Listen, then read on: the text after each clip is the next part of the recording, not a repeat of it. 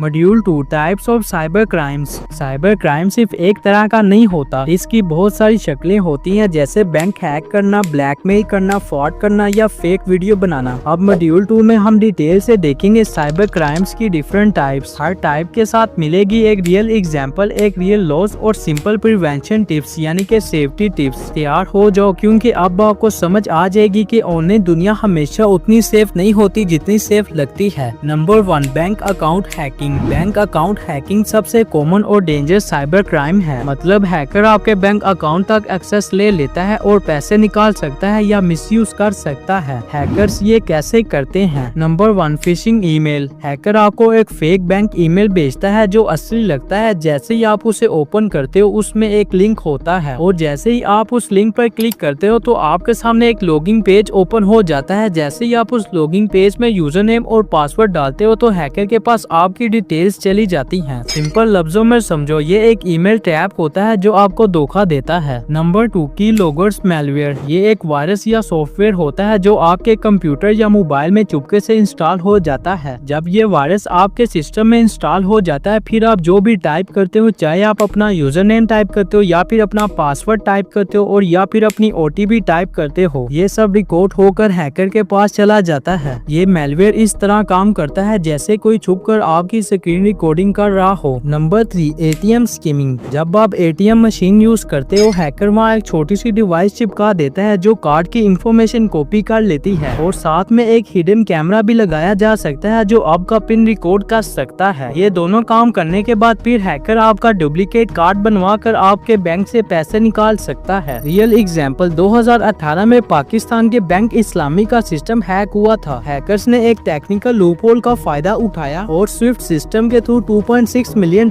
निकाल लिए। अब देखो, सिर्फ एक छोटी सी सिक्योरिटी मिस्टेक ने पूरे बैंक को लॉस करवा दिया। Prevention tips. इस अटैक से बचने का तरीका, सिर्फ ऑफिशियल बैंक एप्स या वेबसाइट पर लॉगिन करो। इसके अलावा कहीं और लॉगिन ना करो। हमेशा SMS या ईमेल अलर्ट ऑन रखो ताकि आपको हर ट्रांजैक्शन का नोटिफिकेशन मिले। पब्लिक वाईफाई पे कभी भी अपना बैंक अकाउंट यूज ना करो। हैकर्स वहाँ फेक वाईफाई बनाकर आपका डाटा पकड़ सकते हैं। इस तरह से बैंक हैकिंग सिंपल ट्रिक से होती है, लेकिन अवेयरनेस और बेसिक सेफ्टी से आप अपना पैसा सेव रख सकते हैं। आई होप आपको बैंक अकाउंट हैकिंग की समझ आ गई होगी और ये भी समझ आ गया होगा कि इस क्राइम से सेव कैसे रहना है। Number 2, cyber bullying. सोचो आप स्कूल या कॉलेज के स्टूडेंट हो, आप अपनी एक सिंपल सी सेल्फी सोशल मीडिया पे पोस्ट करते हो। 2 दिन बाद वही फोटो किसी ग्रुप में मीम बनकर वायरल होती है। लोग मजाक उड़ा रहे होते हैं और हेट कमेंट कर रहे होते हैं। शुरू में आप सोचते हो छोड़ो यार मजाक है, लेकिन जब रोज रोज मीम्स, मैसेजेस और इंसल्ट्स आने लगते हैं तो अंदर से एक अजीब सी शर्म और डिप्रेशन फील होती है। यही होता है साइबर बुलिंग। जब किसी को ऑनलाइन ट्रबल, इंसल्ट या टारगेट किया जाता है तो इसी को कहते हैं साइबर बुलिंग। ये सिर्फ एक जोक नहीं होता, ये किसी की मेंटल हेल्थ को तोड़ सकता है। साइबर बुलिंग का सबसे ज्यादा इफेक्ट स्टूडेंट और यंग स्टार पर पड़ता है, क्योंकि वो सोशल मीडिया के थ्रू अपनी आइडेंटिटी और रिस्पेक्ट को बिल्ड करते हैं। रियल स्टोरी, इंडिया में एक 16 साल का स्टूडेंट व्हाट्सएप ग्रुप का मेंबर था। उसके क्लासमेट ने उसकी पर्सनल फोटोज और पर्सनल बातों को मीम्स बनाकर ग्रुप में शेयर किया और उसकी लगातार इंसल्ट की। वो बच्चा इतना डिप्रेस हो गया कि उसने अपनी लाइफ खत्म कर ली। एक छोटी सी ऑनलाइन मस्ती ने एक जिंदगी छीन ली।